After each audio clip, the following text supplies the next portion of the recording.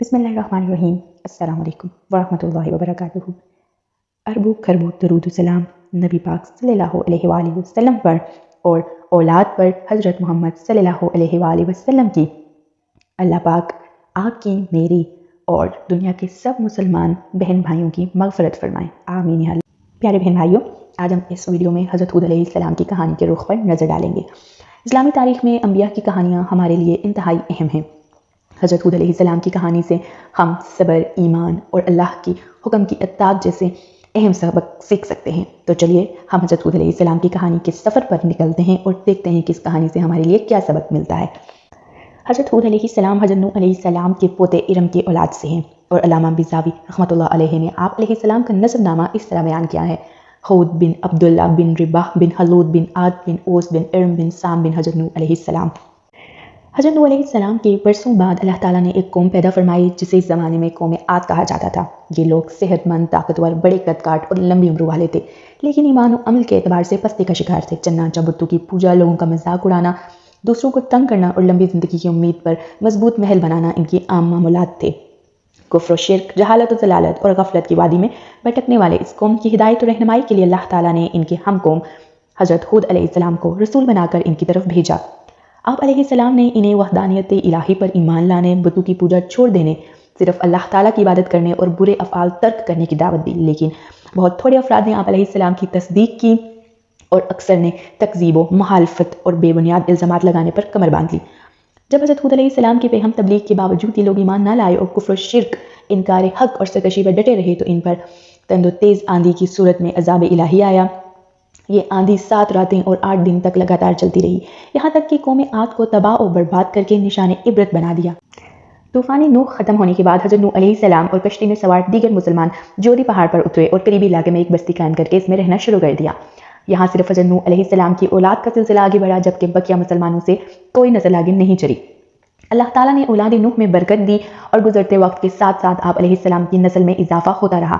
جب ان کی تعداد بڑھی تو یہ مختلف قوموں اور قبیلوں میں تقسیم ہو کر دور دراز کے علاقوں میں پھیل گئے۔ انہی میں سے ایک قبیلہ جنوب کی جانب متوجہ ہوا اور جزیرہ عرب کے جنوبی طرف یمن کے ریتیلے ٹیلوں والے علاقے احقاف میں قیام پذیر ہو گیا۔ یہ قبیلہ اپنے والد عاد یا بادشاہ عاد کی نسبت سے قوم عاد کے نام سے معروف ہوا۔ اللہ تعالیٰ نے قوم عاد کو سلطنت دی اور بدنی قوت بھی وافر عطا فرمائی۔ عاد کے ایک بیٹے شداد نے دنیا پر بادشاہت کی اور روئے زمین کے تمام بادشاہ اس کے فرما بردار ہوئے۔ اس نے جنت کا ذکر سن کر سرکشی کے طور پر دنیا میں جنت بنانی چاہی اور اس ارادے سے ایک بہت بڑا شہر بنایا جس کے محل سونے چاندی کی اینٹوں سے تعمیر کیے گئے۔ زبرجد اور یاقوت کے ستون اس کی عمارتوں میں نصب ہوئے اور انہی سے فرش بنائے گئے۔ سنگریزوں کی جگہ آبدار موتی بچھائے گئے، ہر محل کے گرد جواہرات پر نہریں جاری کی گئیں اور طرح طرح کے درخت حسن تزئین کے ساتھ لگائے گئے۔ جب یہ شہر مکمل ہوا تو شداد بادشاہ اپنے ایان سلطنت کے ساتھ اس کی طرف روانہ ہوا۔ ابھی یہ لوگ اس شہر سے ایک منزل یعنی 18 میل فاصلے کی دوری پر تھے کہ آسمان سے ایک خوفناک آواز آئی جس سے یہ سب ہلاک ہو گئے۔ حضرت امیر معاویہ رضی اللہ تعالیٰ عنہ کے عہد میں حضرت عبداللہ بن کلابہ رضی اللہ تعالیٰ عنہ صحرائے عدن میں اپنے گمشدہ اونٹ تلاش کرتے ہوئے اس شہر میں پہنچے۔ اس کی تمام زیب و زینت دیکھی اور کوئی رہنے بسنے والا نہ پایا، پھر تھوڑے سے جواہرات لے کر وہاں سے چلے آئے۔ یہ بات حضرت امیر معاویہ رضی اللہ تعالیٰ عنہ کو معلوم ہوئی تو انہوں نے حضرت عبداللہ رضی اللہ تعالیٰ عنہ کو بلا کر صورتحال دریافت کی۔ انہوں نے سارا قصہ سنایا تو حضرت امیر معاویہ رضی اللہ تعالیٰ عنہ نے حضرت کعب اخبار رضی اللہ تعالیٰ عنہ سے دریافت کیا کیا دنیا میں کوئی ایسا شہر ہے؟ انہوں نے فرمایا ہاں، اس کا اشارتاً ذکر قرآن پاک میں بھی آیا ہے۔ یہ شہر شداد بن عاد نے بنایا تھا اور وہ سب عذاب الہی سے ہلاک ہو گئے۔ اور آپ کے زمانے میں ایک مسلمان سرخ رنگ والا، نیلی آنکھوں والا، چھوٹے قد کا، جس کے ابرو پر ایک تل ہوگا، یہ اپنے اونٹ کی تلاش میں اس شہر میں داخل ہوگا۔ پھر حضرت عبداللہ بن کلابہ رضی اللہ تعالیٰ عنہ کو دیکھ کر فرمایا باخدا وہ شخص یہی ہے۔ نعمتوں کے بختیار بڑی خوشحال اور آرام دہ زندگی بسر کر رہی تھی، لیکن ان میں کفر و شرک اور فسق و فجور کی وبا پھیلی ہوئی تھی۔ چنانچہ یہ لوگ توحید الہی، عبادت خداوندی اور اطاعت رسول چھوڑ کر مختلف ناموں سے موسوم اپنے ہی تراشیدہ بتوں کی پوجا میں مشغول تھے۔ اس کے علاوہ یہ سر راہ چھوٹی چھوٹی عمارتیں بناتے، ان پر بیٹھ کر لوگوں سے چھیڑ خوانی اور مذاق مسخری کرتے اور زندگی کی موج مستیوں سے لطف اندوز ہونے کے لیے مضبوط محل تعمیر کرتے تھے۔ ان کے طرز عمل سے یہ لگتا تھا جیسے انہیں کبھی مرنا ہی نہیں بلکہ ہمیشہ زندہ رہنا ہے۔ راہی کی تاریکیوں میں بھٹکنے والے اس قوم کو راہ ہدایت پر لانے کے لیے اللہ تعالیٰ نے اس قوم سے حضرت ہود علیہ السلام کو رسول بنا کر ان کی طرف بھیجا۔ روئے زمین پر عاد کے نام سے 2 قومیں گزری ہیں۔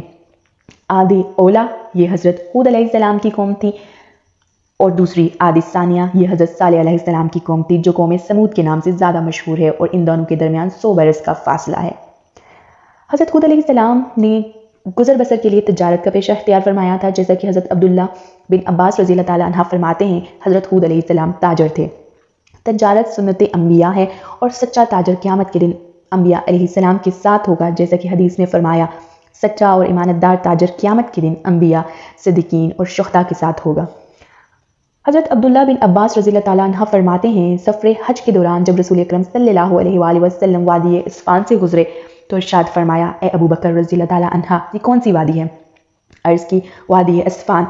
ارشاد فرمایا، یہیں سے حضرت ہود اور حضرت صالح علیہ السلام ایسی جوان سرخ اونٹنیوں پر سوار ہو کر گزرے تھے جن کی نکیل کھجور کی چھال سے بنی ہوئی تھی، اور ان کے اپنے لباس تنبد اور اونی چادریں تھیں، اور وہ تلبیہ کہتے ہوئے بیت العتیق یعنی خانہ کعبہ کا حج کرنے جا رہے تھے۔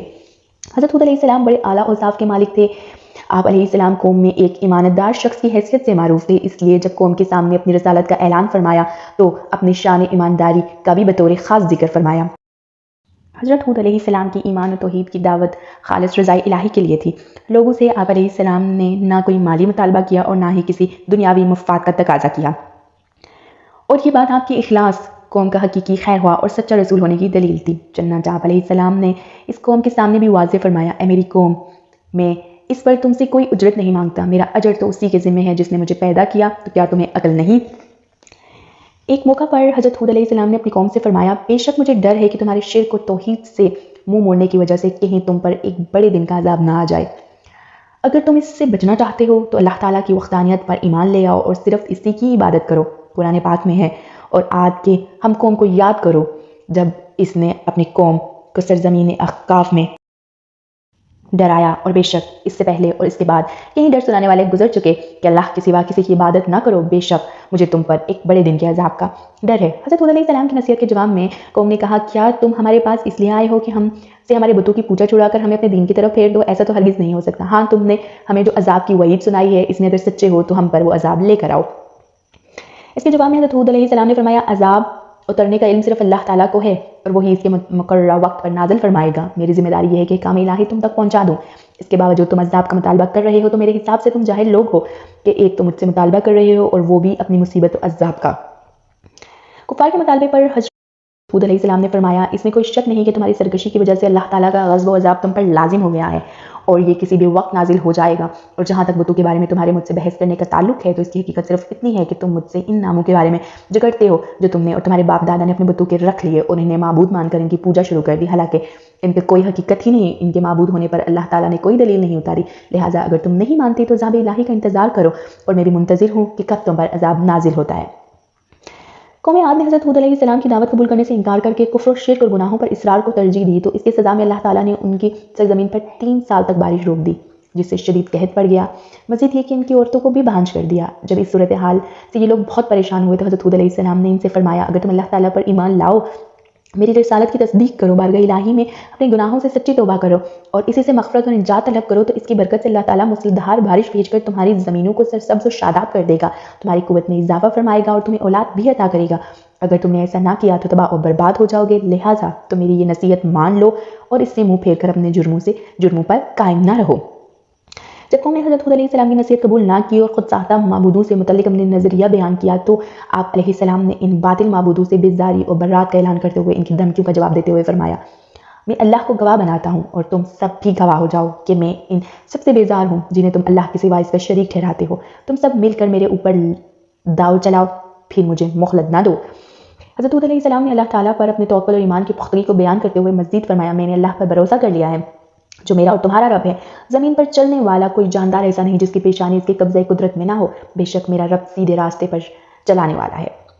حضرت ہود علیہ السلام نے قوم کو تنبیہ کرتے ہوئے فرمایا، میں نے اللہ کا دیا ہوا پیغام تم تک پہنچا دیا ہے، اب اگر تم نے ایمان لانے سے اعراض کیا اور احکام الہی کو قبول نہ کیا تو یاد رکھو اللہ تعالیٰ تمہیں ہلاک کر کے تمہاری جگہ ایسے لوگوں کو ان شہروں اور اموال کا مالک بنا دے گا جو اس کی وحدانیت کا اقرار اور صرف اس کی عبادت کرنے والے ہوں، اور تم خدا کا کچھ بھی نہ بگاڑ سکو گے، نیز تم میں سے کسی کا کوئی قول یا فعل میرے رب سے چھپا ہوا نہیں، لہٰذا تمہارے برے اعمال پر وہ تمہیں سزا دے گا اور تمہارے شر سے میری حفاظت فرمائے گا، کیونکہ وہ ہر چیز پر نگہبان ہے۔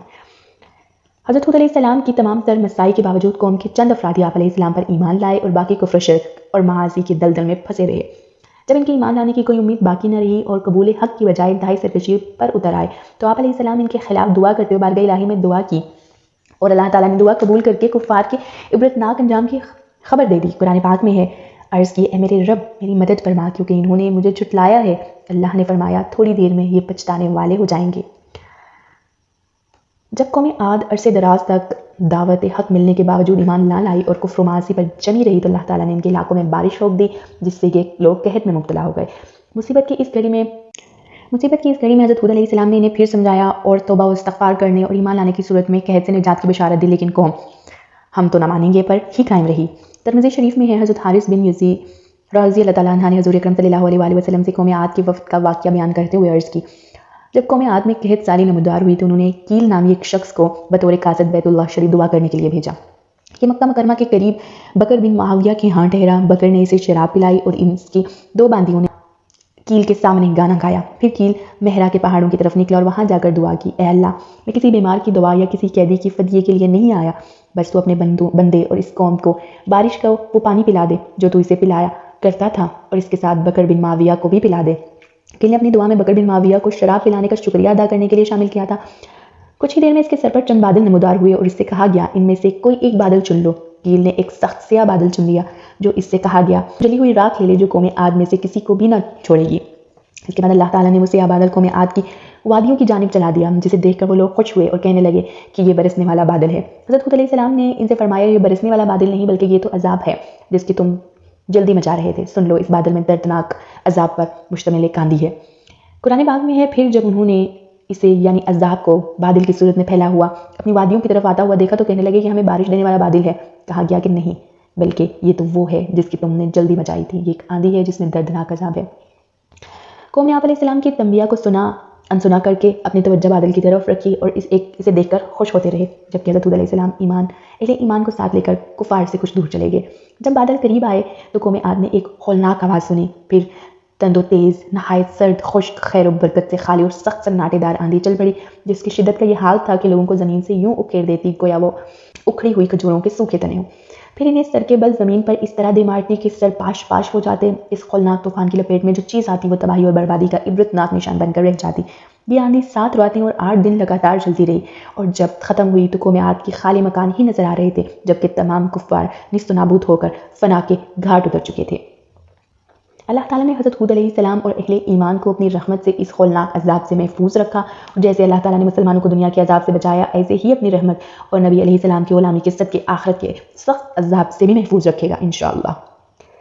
قوم عاد کا ہولناک انجام اپنے اندر نصیحت اور عبرت کی بے شمار درس لیے ہوئے ہے کہ جب اس قوم کی اکثریت خدا کی نافرمانی پر تل گئی اور کسی بھی قسم کے وعظ اور تذکیر قبول کرنے سے انکار کر دیا بلکہ سمجھانے والے کا مذاق اڑانے اور خدا ایک کام کے جھٹلانے کو اپنا وتیرہ بنا لیا تو عذاب الہی کا ایسا کوڑا برسا کہ جس نے ان کا نام اور نشان مٹا کر رکھ دیا۔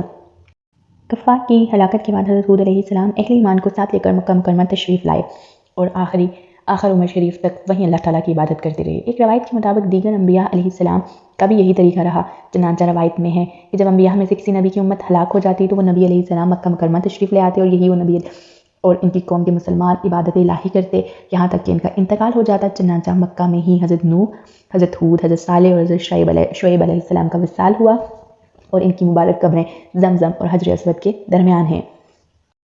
یہاں عبرت و نصیحت کے لیے قوم عاد کے ان کے مسموم افعال کی ایک فہرست ملاحظہ ہو جن کی بنا پر یہ قوم عذاب الہی کا شکار ہوئے۔ کفر کرنا، بتوں کی پوجا کرنا، کفر و شرک اور گناہوں میں اپنے آباء و اجداد کی پیروی کرنا، گناہوں پر اصرار، توبہ و استغفار سے انکار، سرکش و نافرمان لوگوں کو اپنا پیشوا ماننا، اللہ تعالیٰ کے نبی اور مسلمانوں کو اذیت دینا، ان کی تحقیر کرنا اور انہیں برا بلا کہنا، خدا کی قدرت کے مقابلے میں اپنی طاقت و قوت پر مغرور ہونا، لوگوں پر ظلم و ستم کرنا، بڑی بے دردی کے ساتھ لوگوں کی گرفت کرنا، راہگیروں کو ستانا، لمبی لمبی امیدیں رکھنا، نعمتوں کی ناشکری کرنا وغیرہ۔ ان فہرست کو سامنے رکھ کر ہمیں بھی اپنے اعمال و فعل پر غور کرنا چاہیے اور اللہ تعالیٰ ہمیں ہمیشہ سیدھی راہ پر چلائیں، ہر گمراہی سے بچائیں اور اپنے نیک بندوں میں شامل کریں، آمین یا اللہ۔ اگر آپ کو یہ ویڈیو پسند آئے تو اس ویڈیو کو لائک کیجیے گا، چینل کو سبسکرائب کیجیے گا اور مجھے اپنی دعاؤں میں یاد رکھیے گا۔ جزاک اللہ۔